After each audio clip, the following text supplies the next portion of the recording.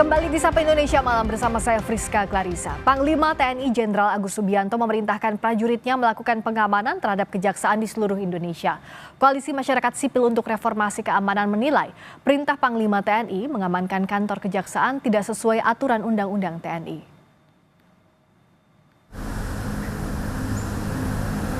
Panglima TNI Jenderal Agus Subianto memerintahkan prajuritnya melakukan pengamanan terhadap kejaksaan di seluruh Indonesia.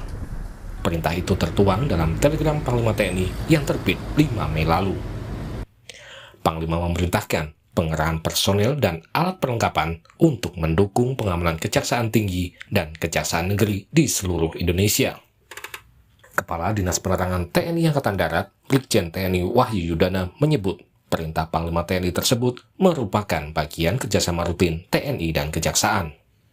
Melalui keterangan tertulis kepada Kompas TV, Kepala Dinas Penerangan TNI Angkatan Darat, Brigjen Wahyu Yudayana, menyatakan yang akan dilaksanakan ke depan adalah adanya kerjasama pengamanan secara institusi sejalan dengan adanya struktur Jaksa Agung Muda Pidana Militer atau Jampitmil di Kejaksaan.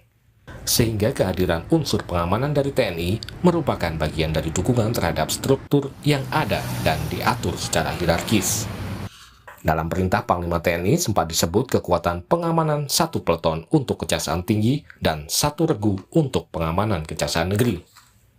Kadispen TNI AD juga menyebut dalam pelaksanaannya jumlah personel yang akan bertugas secara teknis diatur dalam kelompok 2 hingga 3 orang dan sesuai kebutuhan atau keperluan.